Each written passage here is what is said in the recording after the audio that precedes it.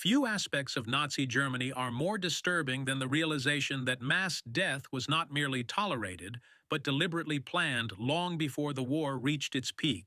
What followed was not chaos or improvisation, but policy carried out with cold precision. From the earliest stages of the war against the Soviet Union, starvation was weaponized as an official strategy by the Nazi leadership. Known today as the Hunger Plan, this policy was designed to redirect food supplies from occupied eastern territories to Germany, fully aware that doing so would result in the deaths of millions.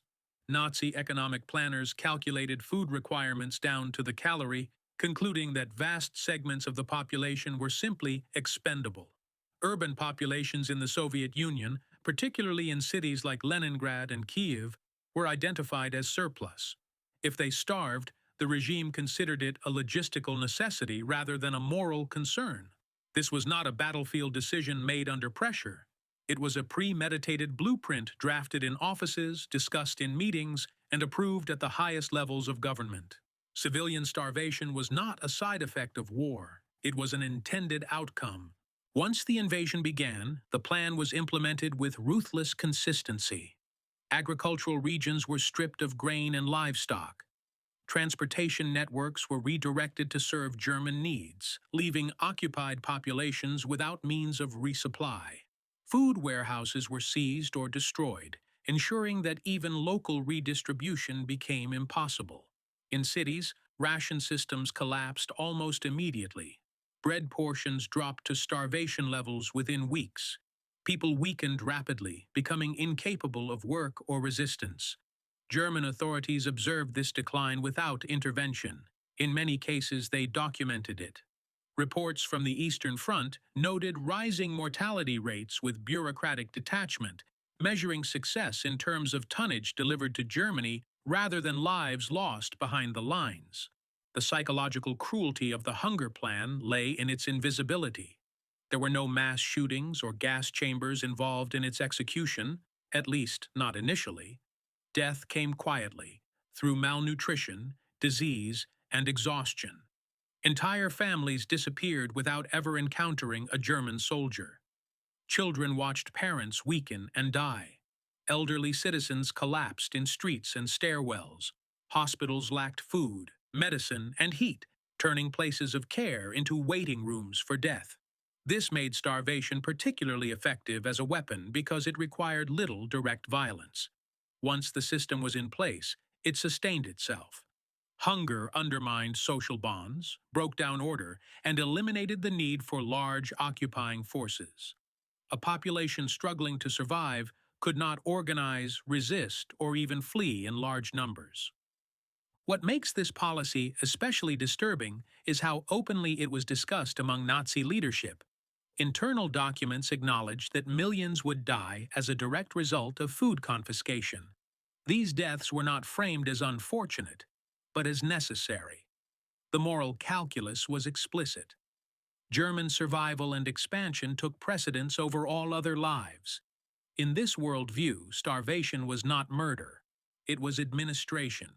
The Hunger Plan stands as one of the clearest examples of how Nazi Germany transformed ideology into systematic mass death, not through visible brutality alone, but through calculated neglect. It reveals a regime that understood the power of hunger not only to kill, but to erase entire societies quietly, efficiently, and with chilling deliberation. Nazi doctors carried out lethal medical experiments on prisoners without anesthesia, consent, or scientific justification, transforming medicine into an instrument of torture and death. Inside concentration camps, such as Auschwitz, Dachau, and Ravensbrück, physicians with formal training and academic credentials subjected inmates to procedures designed to test the limits of the human body rather than to heal it. Prisoners were deliberately infected with diseases like typhus and tuberculosis, then denied treatment to observe how long they survived. Others were submerged in ice water for hours to simulate hypothermia, their body temperatures monitored until organs failed. Many died during these experiments. Those who survived were often killed afterwards so their bodies could be dissected. Operations were performed without anesthesia, including amputations, organ removal, and bone grafting. Screams were ignored, pain was considered irrelevant, and death was treated as data. The presence of white coats and clinical terminology did not restrain brutality. It normalized it. What makes these experiments particularly disturbing is that many had no meaningful scientific value even by the standards of the time. Results were poorly documented, sample sizes were inconsistent, and conditions were deliberately extreme in ways that rendered conclusions useless. Yet the doctors involved continued, motivated by ideology, ambition, and a belief that their victims were subhuman.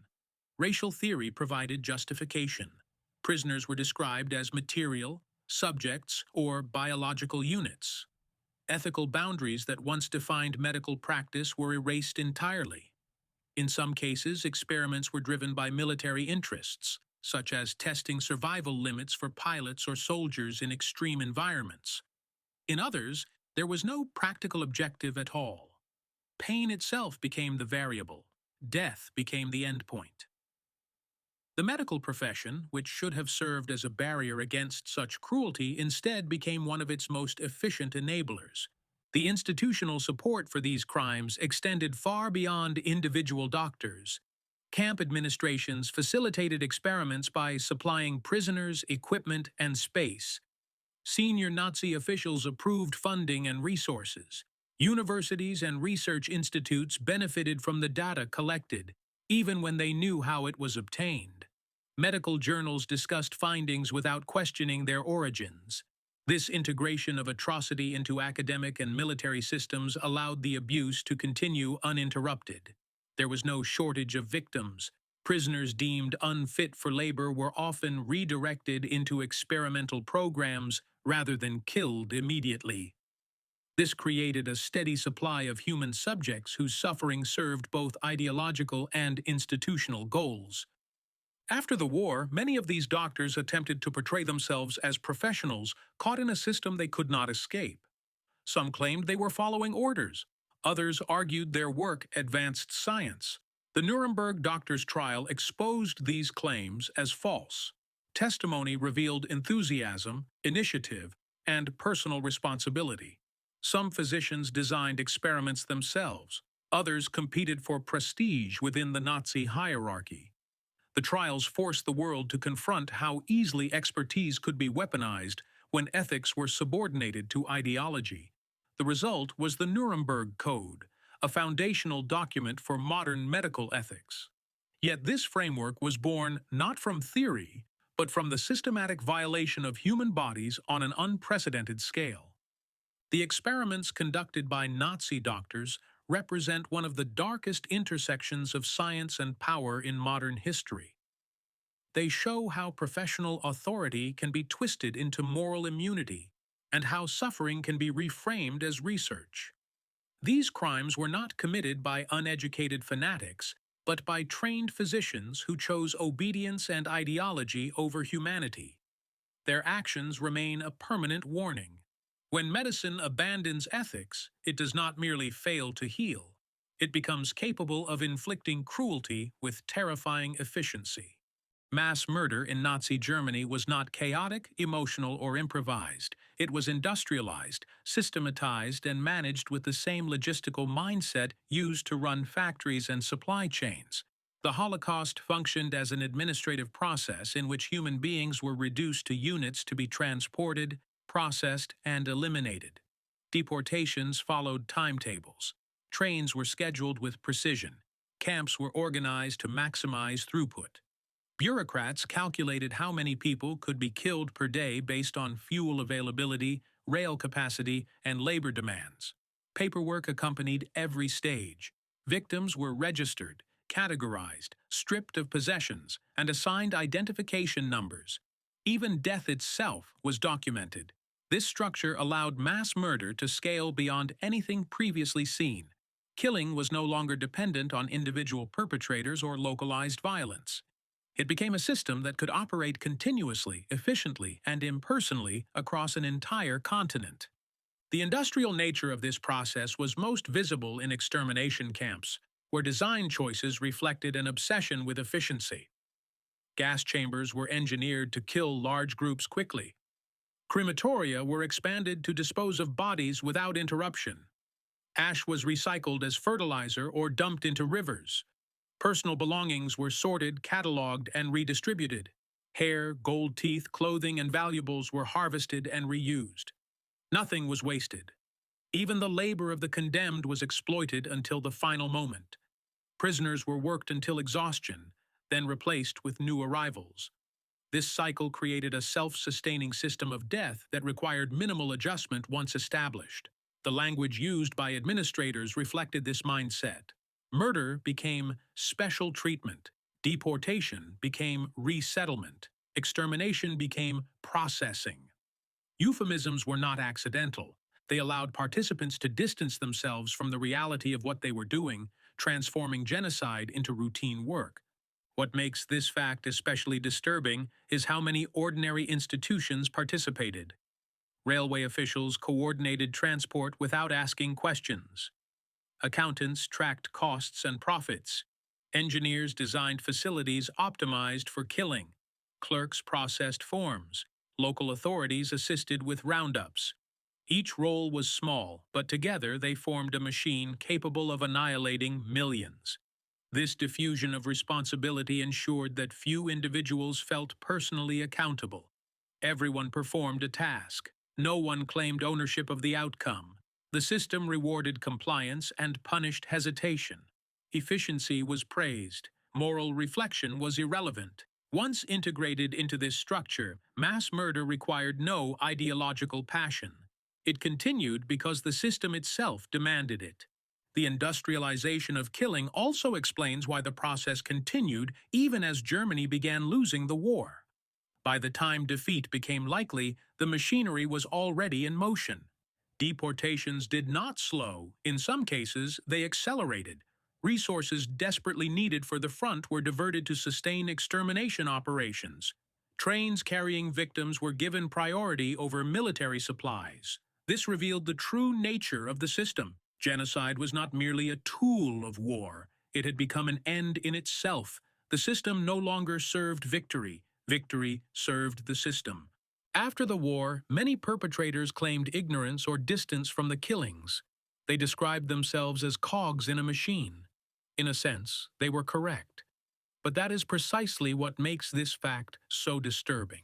The Holocaust demonstrated how modern bureaucratic systems could enable mass murder without requiring widespread sadism. It required organization, obedience, and indifference. The industrialization of death showed that genocide could be carried out not only through hatred, but through paperwork, scheduling, and routine. It remains one of the clearest warnings in history about what happens when human life is reduced to numbers, and efficiency is allowed to replace conscience. Nazi Germany did not maintain control through terror alone. It relied heavily on ordinary citizens informing on one another, turning everyday social life into an extension of the surveillance state. Contrary to popular belief, the Gestapo was relatively small and could not have monitored the population effectively without public cooperation. Most investigations began not with secret police operations, but with tips from neighbors, co-workers, classmates, or even family members. People reported one another for listening to foreign radio broadcasts, making critical remarks about Hitler, maintaining forbidden relationships, or simply behaving suspiciously. Many of these actions were minor, private, or even imagined. Yet once reported, they could lead to interrogation, imprisonment, or death. The regime cultivated this atmosphere deliberately, encouraging denunciation as a civic duty. Loyalty was measured not by silence, but by participation in surveillance. What makes this system especially disturbing is how willingly it was embraced. While fear played a role, many informants acted out of personal motives rather than coercion. Jealousy, resentment, ideological conviction, and opportunism all fueled denunciations. Some used the system to settle personal disputes, remove rivals, or gain favor. Others believed sincerely that they were protecting Germany from internal enemies. The regime rewarded this behavior indirectly. Informants often remained anonymous, shielding them from consequences.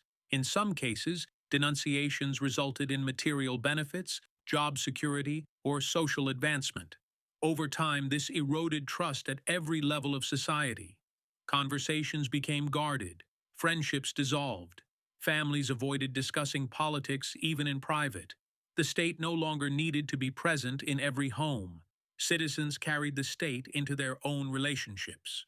The effectiveness of this system lay in its unpredictability. Anyone could be watching, anyone could report. This uncertainty created self-censorship more powerful than direct repression. People learned to regulate their own speech and behavior to avoid suspicion. The regime understood that widespread terror was less efficient than internalized fear. By turning citizens into informants, Nazi Germany multiplied its control without expanding its institutions. Surveillance became decentralized, informal, and constant. Even those who never informed on others were shaped by the knowledge that someone else might. Silence became dangerous. Trust became a liability. This culture of denunciation also explains how resistance was so easily isolated and destroyed. Underground networks struggled to survive because infiltration did not always come from trained agents, but from acquaintances. A careless comment could unravel entire circles. The line between private and public life disappeared. Dissent rarely remained private for long. The regime exploited social pressure, encouraging conformity by making deviation visible and punishable. In this environment, moral courage required not only opposing the state, but risking betrayal by those closest to you. After the war, many former informants claimed they had no choice. They described themselves as victims of circumstance, pressured by fear. While this was sometimes true, post-war investigations revealed a more complex reality. Large numbers of denunciations were voluntary, some were trivial, others were malicious. The system did not function because everyone was terrified. It functioned because enough people participated. This is what makes it one of the most disturbing facts about Nazi Germany. The regime did not rely solely on violence imposed from above. It depended on collaboration from below. Ordinary people became instruments of repression, often without uniforms or orders. The legacy of this system extends beyond Nazi Germany itself. It demonstrates how authoritarian power can root itself in social relationships, not just institutions. When citizens are encouraged to monitor one another, oppression becomes self-sustaining. The state no longer needs to watch everyone. People do it for each other. Nazi Germany showed how easily fear, ideology, and self-interest could transform a society into a network of informants. It remains a chilling reminder that mass repression does not require universal fanaticism. It only requires enough people willing to look away, speak up, or benefit when others fall. Millions of people under Nazi control were not simply exploited for labor. They were deliberately worked to death as part of an organized system designed to extract maximum value before collapse. Forced labor was not an emergency response to wartime shortages. It was a core component of Nazi economic planning. Prisoners from concentration camps, ghettos, and occupied territories were assigned to factories, mines, construction projects, and armament plants under conditions that made long-term survival impossible. Food rations were calculated to keep workers barely functional. Rest was minimal. Medical care was intentionally inadequate. Once a laborer became too weak to work, they were replaced, often sent to be killed outright. Exhaustion was not a failure of the system. It was the system's intended endpoint. This approach became known as extermination through labor, and it operated with chilling consistency.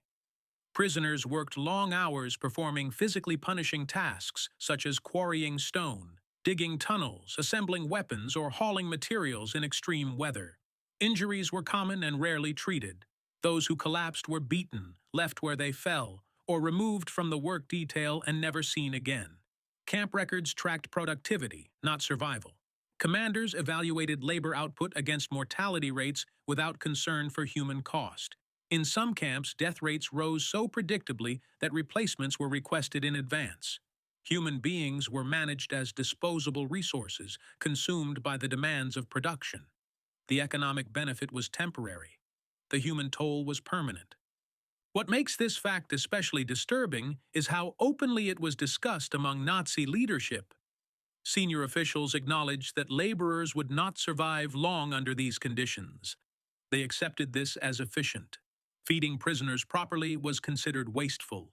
Training them was unnecessary. The system was built on constant replenishment from occupied territories. As long as new workers arrived, the machine continued. German industry became dependent on this flow of forced labor, integrating it into supply chains that produced weapons, vehicles, and infrastructure for the war. Civilian companies benefited directly. Factory managers requested prisoners. Engineers adapted processes to unskilled labor. The boundary between economic activity and mass murder blurred until it effectively disappeared. The moral responsibility for this system extended far beyond camp guards. Corporate leaders, engineers, administrators, and planners all played roles in sustaining forced labor. Some claimed ignorance after the war. Others argued necessity. Yet documents and testimonies showed widespread awareness of conditions. Death was visible. Exhaustion was unavoidable. The suffering of laborers was not hidden. It was normalized. Productivity targets mattered more than human endurance. This normalization allowed the system to expand rapidly, turning exploitation into routine practice across large parts of the Nazi economy. As the war turned against Germany, forced labor intensified rather than declined. Labor shortages worsened. Conditions deteriorated further. Prisoners were driven harder, even as rations decreased.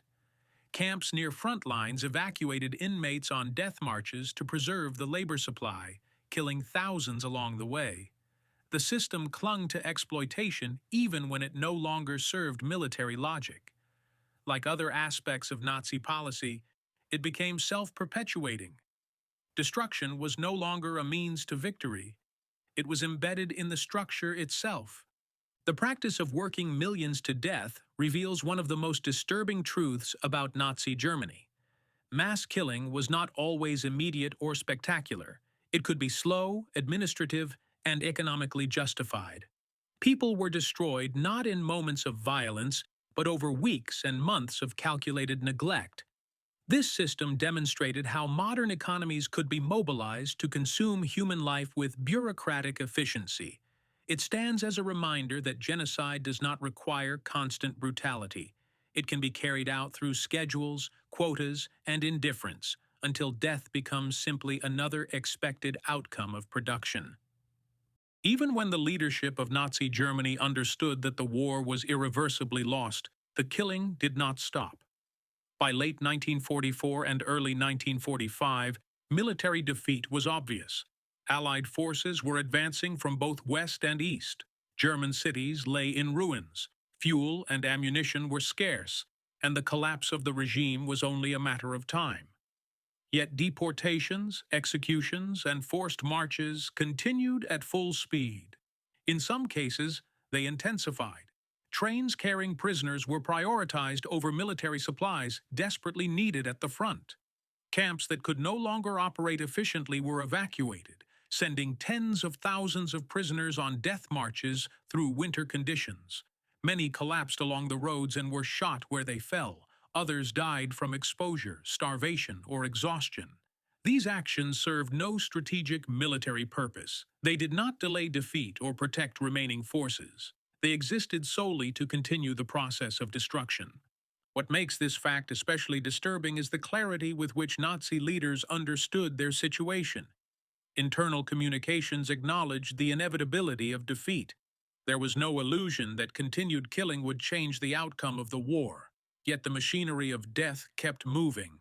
In some cases, camp administrators accelerated executions to prevent prisoners from being liberated.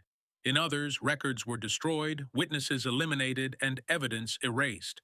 The goal was not victory, but completion. Genocide had become self-sustaining. It no longer depended on military logic or ideological justification. It persisted because it had become the regime's defining function. Killing was not a means to an end. It was the end. This continuation reveals a fundamental truth about Nazi Germany. The regime was not driven solely by expansion or power. It was driven by annihilation.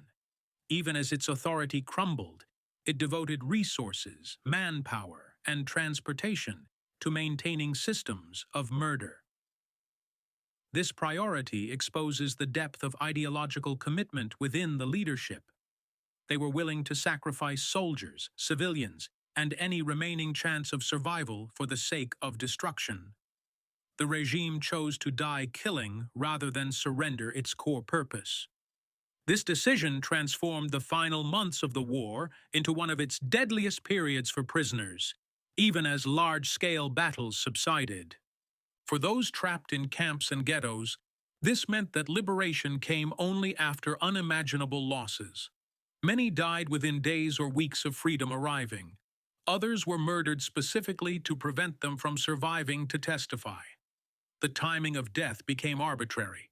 Survival depended not on the end of the war, but on whether the machinery of killing reached you first. This final phase strips away any remaining pretense of wartime necessity. What remained was pure intent. The regime killed because it could, because it had done so for years, and because stopping would have meant acknowledging the humanity of its victims. This fact challenges the idea that mass violence ends when defeat becomes inevitable. In Nazi Germany, it did not. The continuation of killing until the very end demonstrates how deeply embedded destruction had become within the state. It also explains why post-war justice struggled to fully address the scale of the crime. Many perpetrators acted in the final months knowing there would be no reward, no victory, and no future. They acted anyway. That willingness to continue killing without purpose is what makes this final fact one of the most disturbing of all. It reveals a regime that did not collapse under the weight of its crimes, but carried them forward until it could no longer function. In that persistence lies one of the darkest lessons of World War II, that ideological systems built on dehumanization do not stop on their own. They must be dismantled, or they will continue, even into their own destruction.